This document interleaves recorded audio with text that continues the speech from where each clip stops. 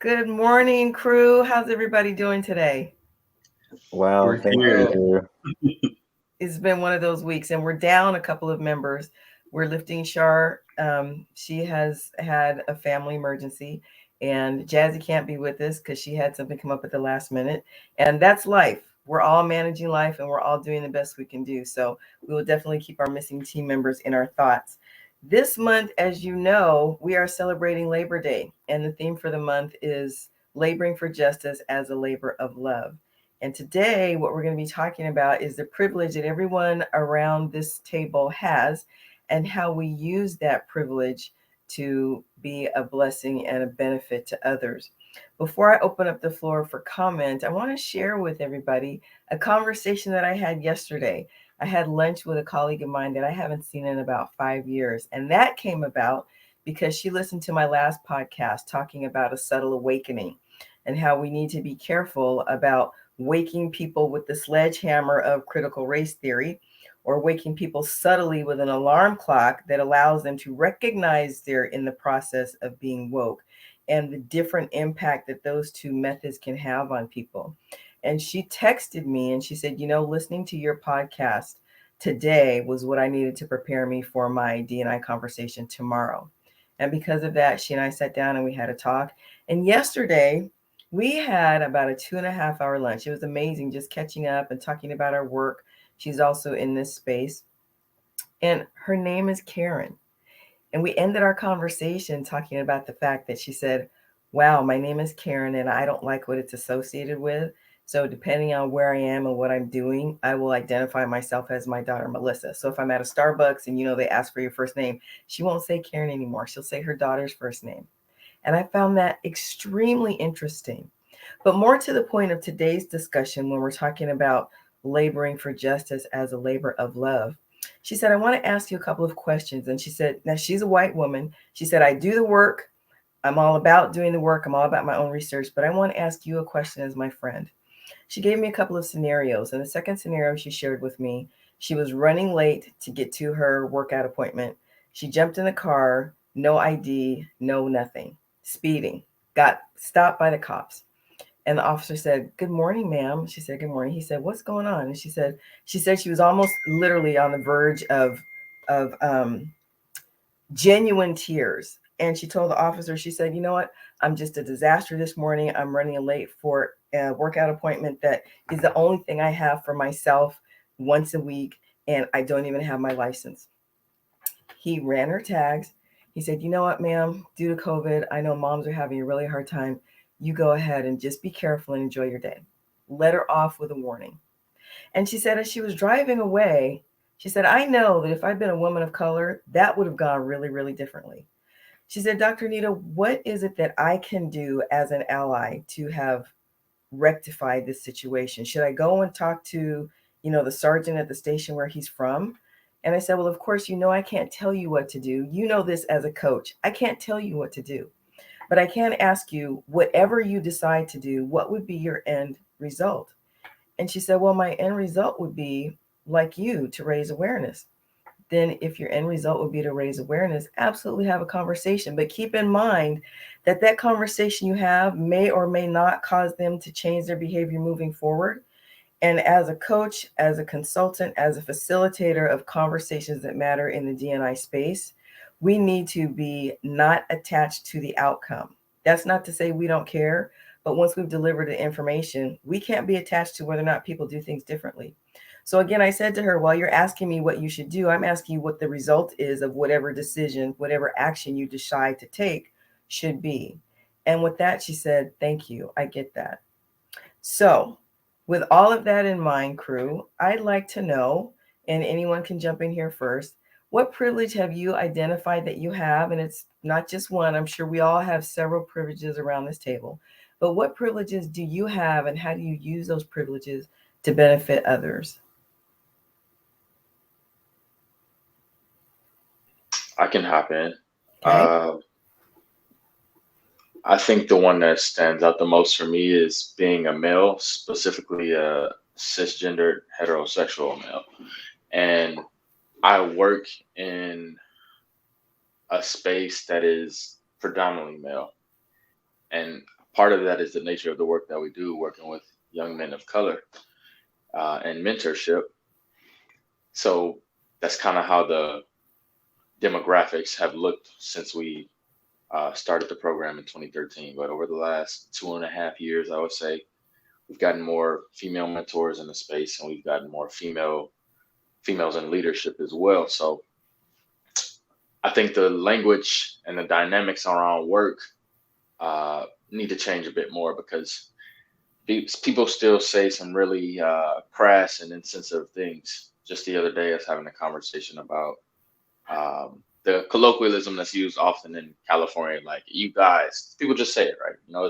It's ingrained in us to say, and having a conversation about that. And even though I'm the one who's usually broaching these conversations, like with other guys, like I understand too, like just because I'm able to notice and identify those things does not uh, negate my own privilege that I have, and uh, you know, showing my unconscious biases through my behavior. So that has been a huge one, and really just trying to find opportunities in the space to um, just uplift the voices of like our female employees and staff, who are, a lot of them are like my friends too. So I can't whisper and have conversations with you in the dark, and then when things come to light, just sit back in the background.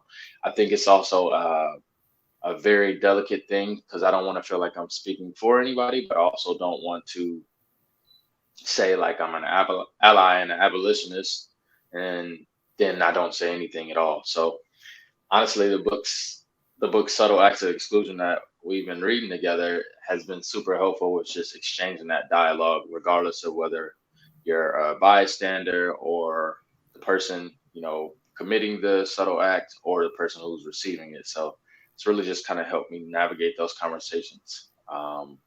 So yeah, it's been phenomenal, just further eye opening for me about how I can use my maleness to really empower and open the eyes of other men, like at the organization. Um, so it's been an interesting journey.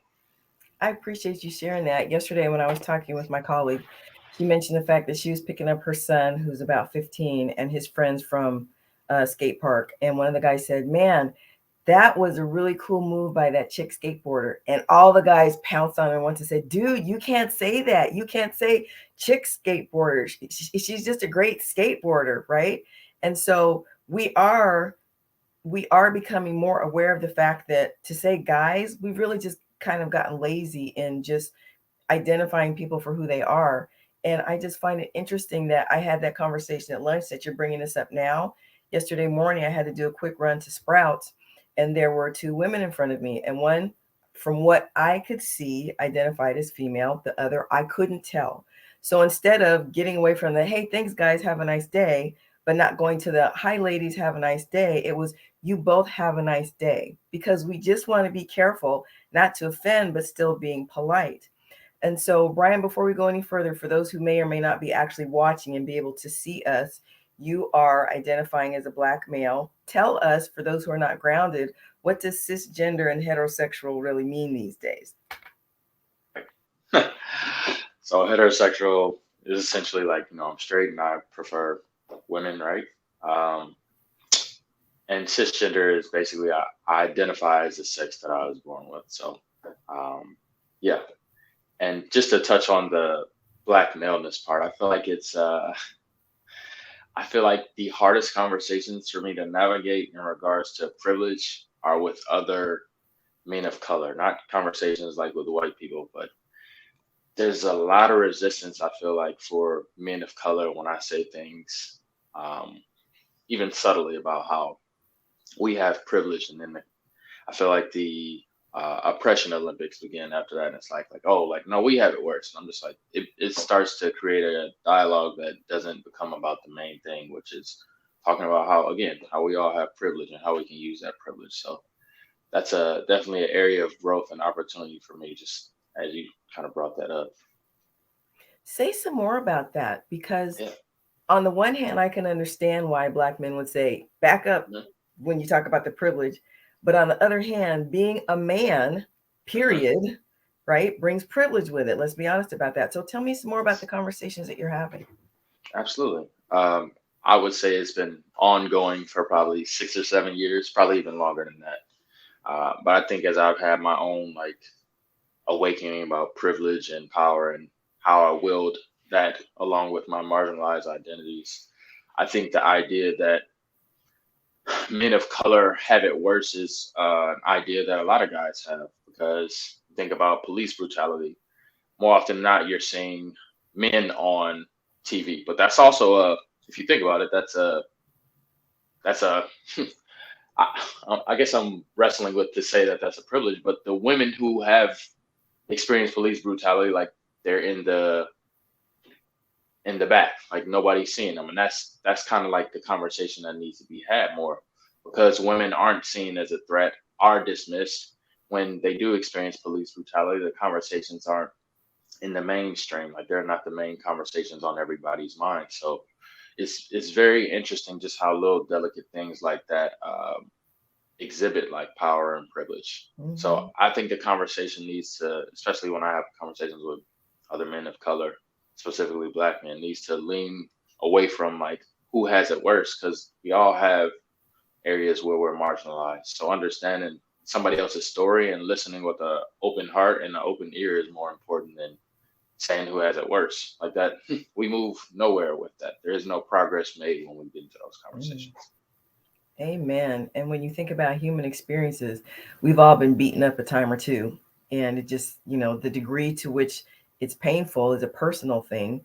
There are outside standards and measures we have that says, wow, that is completely off the charts wrong. But you're right, to go into the oppression Olympics doesn't help anybody, and there are no winners. Nobody, even if you get a gold medal for being the highly oppressed, what does that really, right? How does that advance making things better? So that is a whole nother conversation. So I want you to put a pin in that, because one of these days I would like to come back to that. Eloy, I want to go to you next. What privileges do you have, and how do you use your privilege to benefit and bless others? Yes, thank you. Thank you, Brian, for sharing. This is such a wonderful question. I personally feel privileged to be an uncle. I have, between my siblings, I have 9 nieces and nephew. So I've grew up the youngest of my siblings and knew how fortunate I was to have, 3 different experiences help to guide me as I grew up. And now I feel like I can do that with my nieces and my nephew, is just be there to support them and to help them, and to do so in the best way that I can, because I know that what I do and say is impactful and influential. So I definitely feel like that's a privilege, and I feel the responsibility of not only showing up to my own life in the best way that I can, but showing up for them also. Hmm. I love that. It brings to mind something that my mom used to tell me all the time: charity begins at home and spreads abroad. And when we talk about laboring for justice as a labor of love, that doesn't always mean being out in the street. Sometimes it means being in the backyard with your own family. So give me an example of how you labor for justice as a labor of love with your nieces and nephew. Yes, thank you. One way that I do so is being a first gen student, I'm able to help them with that very specific experience. And knowing the statistics of Latinas, of women of color, of Black and Brown women, and how they are registering and starting higher ed a lot and in high numbers, they aren't for some reason completing the process, Mm. right? And a lot of times that is due to the readiness of the university to see them for their experiences and help them persevere through that. So I try and fill in those gaps as much as I can, with my own experience going through higher ed, not as a person with a feminine body or as a woman, but at least they'll have the processes taken care of, right? And then we can focus on how to find specific affinity resources for them. So I try my best to fill in those gaps. Beautiful. I love that. I love that. Thank you for sharing. Adrian, I'm coming to you next. And, I'm always looking to you for that perspective that I never thought of, that almost brings me to tears. So do me a favor, don't do that just yet. It's too early in the show right now. But tell me, what is your privilege, and how are you using that to bless and benefit others? Well, good morning, everyone. It's been great hearing everybody else's perspectives, and just to touch on really quick, as we have these conversations, I find it just really enlightening to hear, the perspective of Brian, the perspective of Dr. Anita, the perspective of Eloy, because it's like, even though we're having these conversations to benefit other people, it's also benefiting us. And like, I gain so much from it, and I feel like I'm continuing to learn. And so, just for any of like the viewers who feel like they're connecting with it, we are too. And I think it's a really great opportunity that we get to have. So for me, in terms of privilege, I immediately think of my queer identity, because for me personally, I identify as non-binary. However, more often than not, I do present more masculinely because that's just my choice. That's how I feel most comfortable. And with that being said, though I am also of Latino descent, I appear white. And so I think in a lot of spaces, specifically in queer spaces with LGBT plus people, the most marginalized, as we've seen across the board, are people of color, and more often than not, people who are trans. They, within our community are the people that are being affected the absolute most when it comes to, police brutality, when it comes to just overall danger for their own lives. It's something that affects them every single day. And so it has been really important that as I identify as a queer person, I continue to learn more about the stories about those who are within my community that are going through a lot more than I am, that I can be able to be of assistance to, whether it's, helping in a financial way, whether I can donate in some way, whether I can lift up their voice. I think that there's an important cross to bear, I guess, being a queer person, but oftentimes we forget the voices of those around us who, need their voices amplified even louder because, for example, say, a Black trans woman is not going to be heard the same way that I will, who to most people just appears as, a white male, regardless of, different idiosyncrasies.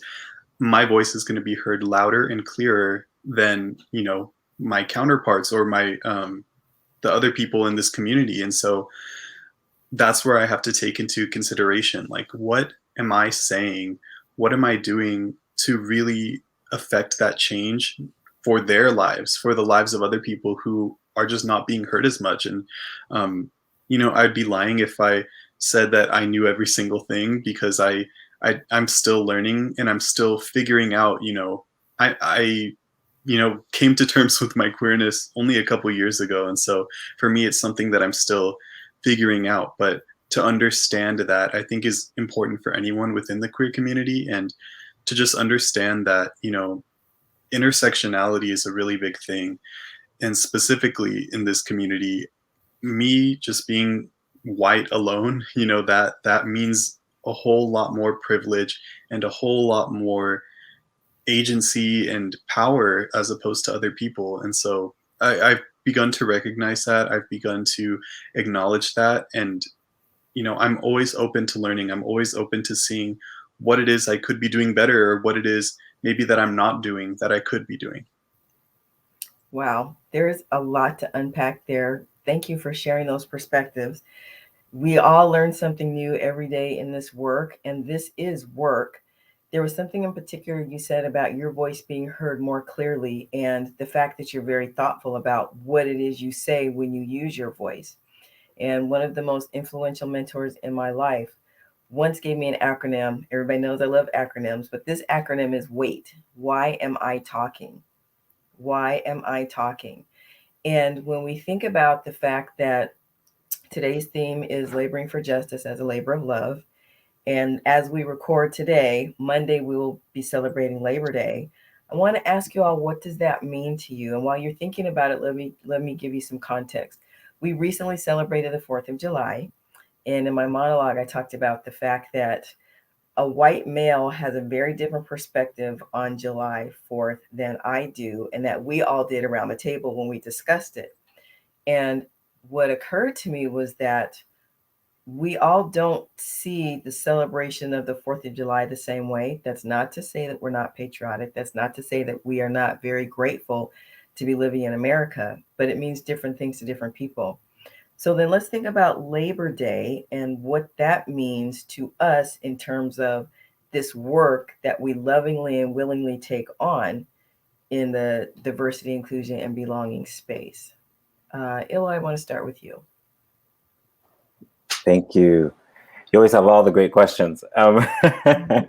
As it pertains to labor and privilege, I think for like federal holidays like Labor Day, I think a lot of us are privileged to be in roles or in jobs where we get the day off. And while it may mean that we're still working on other projects and other things that we have going on in our life, we aren't at, work for the 8 hours or 10 hours that we would be if it weren't a holiday. And I think of all the people who don't have that privilege, who don't have that luxury of being able to maybe spend some time at home with their family, do some classwork, because there are a lot of people that are full-time workers, full-time students, or even just like sleep, right? Just the luxury of sleeping in. So I always want to make sure that I'm really grateful when, or if I'm in a role that I get federal holidays and I can get a spontaneous Friday or Monday off, always being really grateful of that time and making sure that I use that time, I would say, wisely. And that can mean something different for everyone. So given whatever you're going through that week, right? So if you need extra sleep, making sure to be really grateful for that time, but also taking a time to reflect and just say, there's a lot of people out there that don't have this day off. And when you go out and you're at the market or you're interfacing with people who are working on these holidays, be extra sweet, be extra nice, give them that extra thank you because you're in a position that they're not. And it's just nice to help people feel better when it's that obvious, like on, a federal holiday. Mm-hmm, mm-hmm. Thank you very much for those insightful comments. There's been a lot of talk lately about the labor market and the fact that people have really changed their attitude about work, going into the office versus staying home. Some people are quitting their jobs because they don't have the flexibility that they feel like they need now that we've learned some lessons from COVID. Brian, when we think about Labor Day and the labor market and how it seems to be in flux right now, and you mentor young men, what's coming to mind for you? What's coming together, or what divergencies do you see? Yeah, thank you for the question. I think as I heard Eloy talking, I was just thinking about rest. And as I always do, just connecting that to like holistic wellness.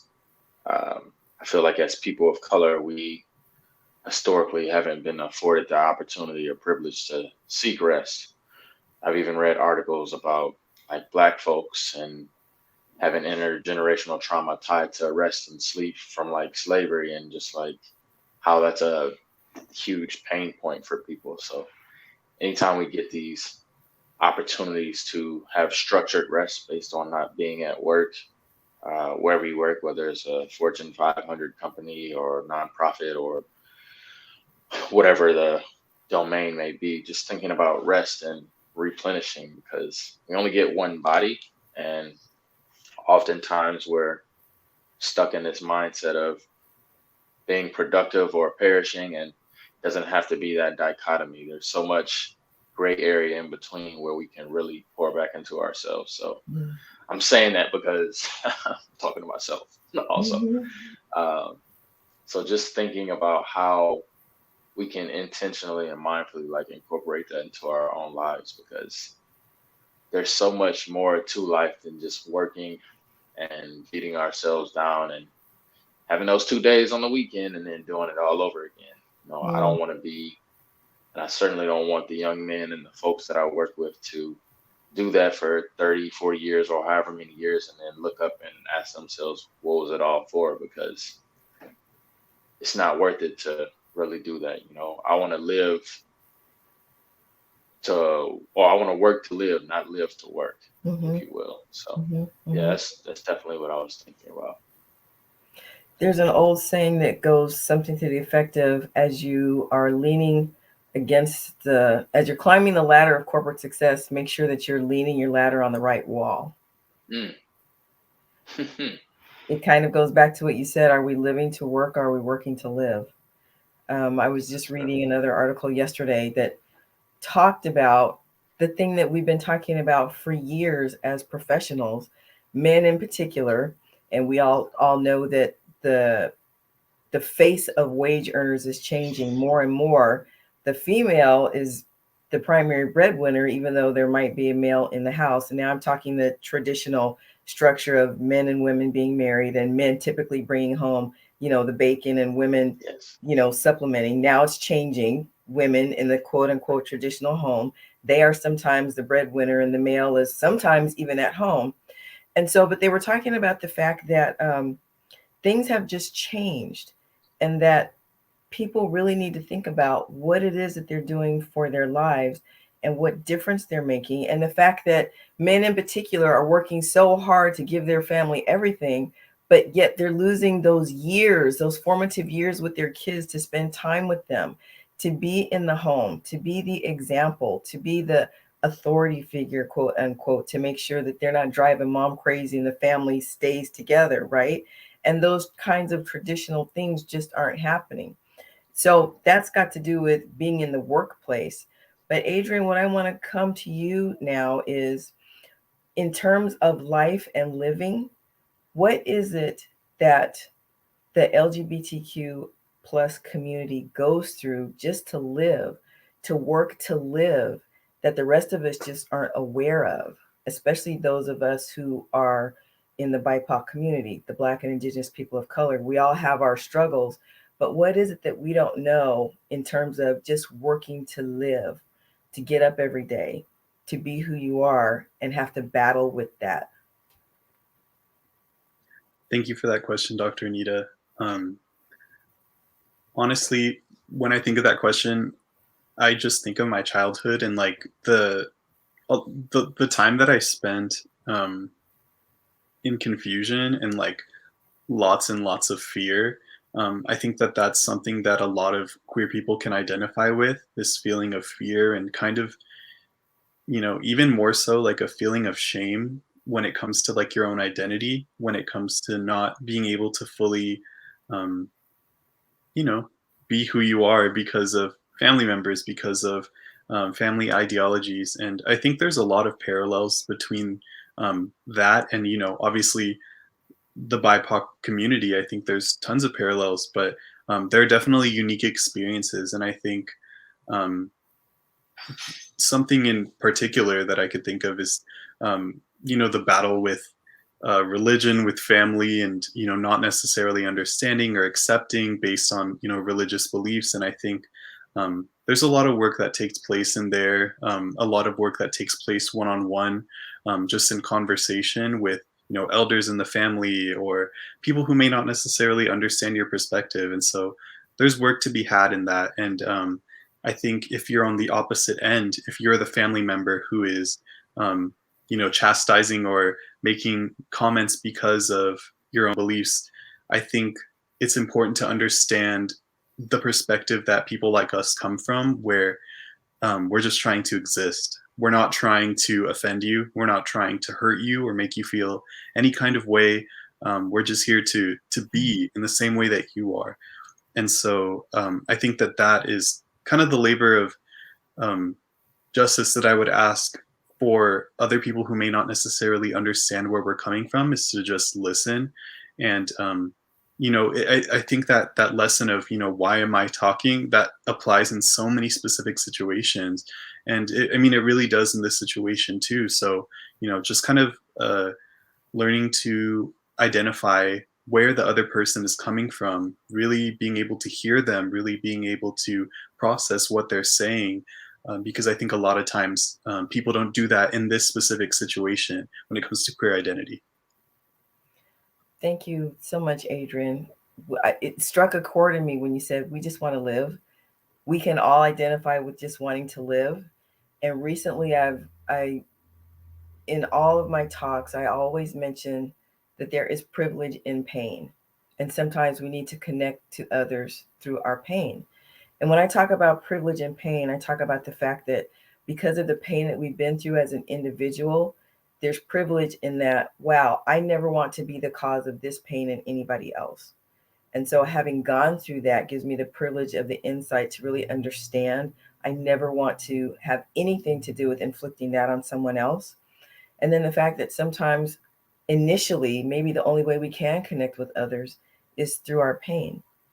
So in our last few minutes of this conversation, when we're talking about laboring for justice as a labor of love, what is your labor of love in terms of the work of diversity, inclusion, and belonging?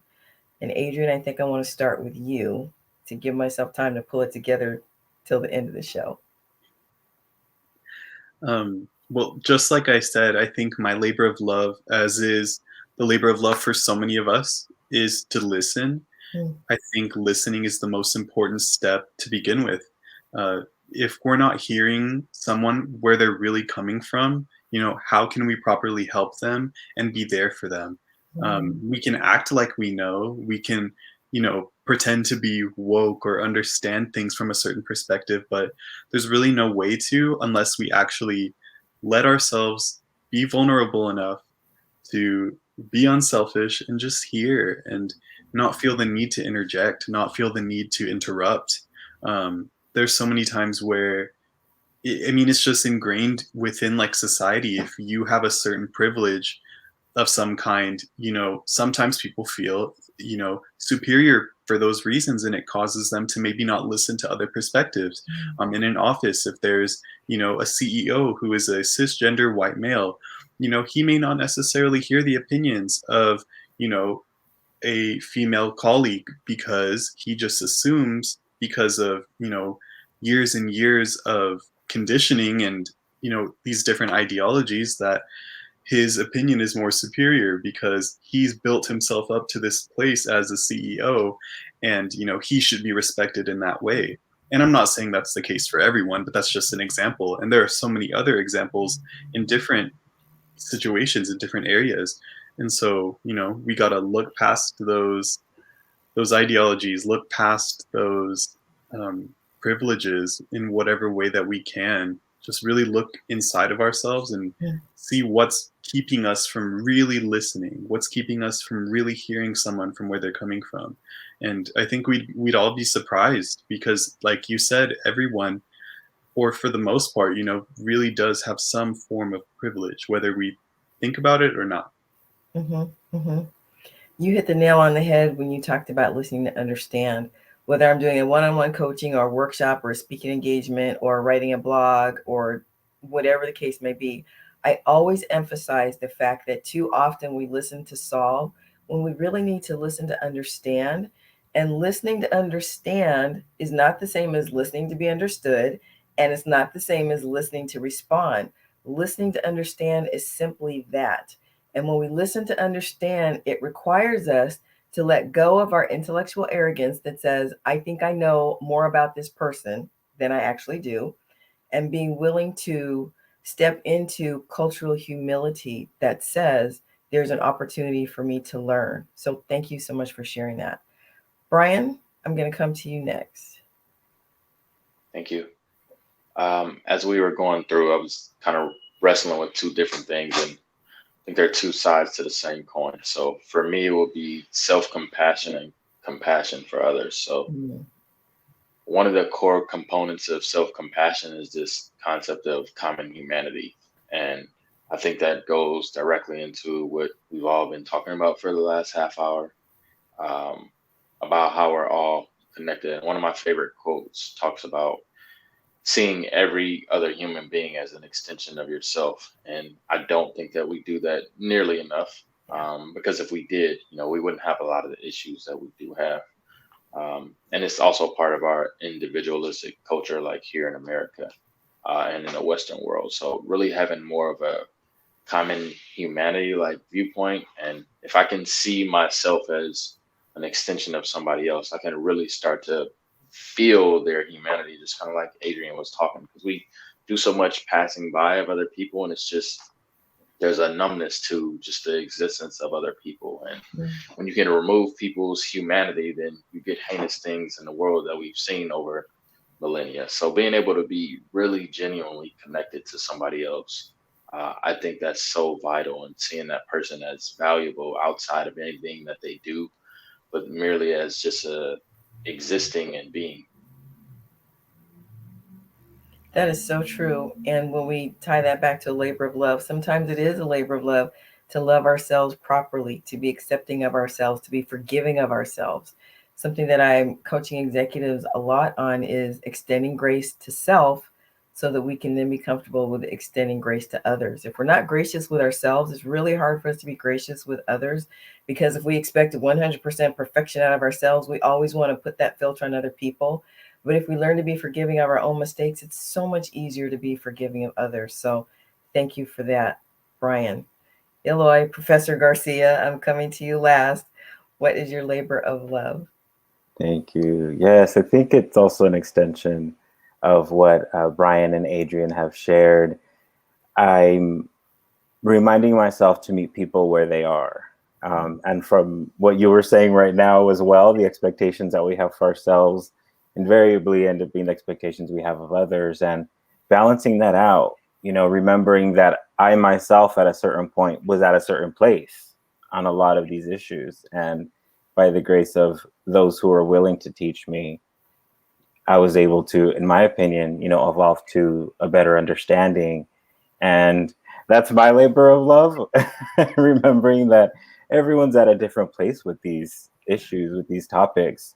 And if I want to be effective and treat people like a whole human being, like Brian and Adrian are saying, then I need to keep that at the forefront, along with all the other understanding that I have, so that I could just lend a hand and help be a source of positive, I think, help, and a source of good trouble, instead of, a source of, making people feel bad for being in a certain place about something.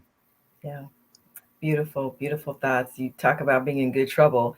And later this month, Lori Candinas is going to be joining us again. She spoke with us last year about Labor Day, and I asked her to speak with us specifically because she is part of the work of labor unions, looking out for those who are part of labor unions.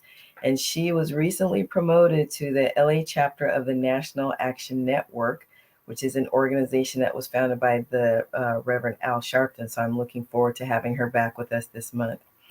Crew, this was another amazing conversation. Thank you so much. Well, we absolutely missed our co-allies, Sade Perry and Jazzy Newton. I'm so grateful to have had Brian Mapenzi with us this morning, Adrian Pastor, and Eloy Garcia. Professor Garcia, I call him that in love. We're going to speak that thing to existence. He's going to be a professor one day. We know that it's going to happen. Gentlemen, thank you so much for being with me this morning. And to our audience, for me, this was a really powerful session. I hope you were able to, through the conversation, identify some privileges that you have and think of ways that you can use your privilege to be a blessing and a benefit to others. Until next time, this is Dr. Nita reminding you to stay blessed and keep it real.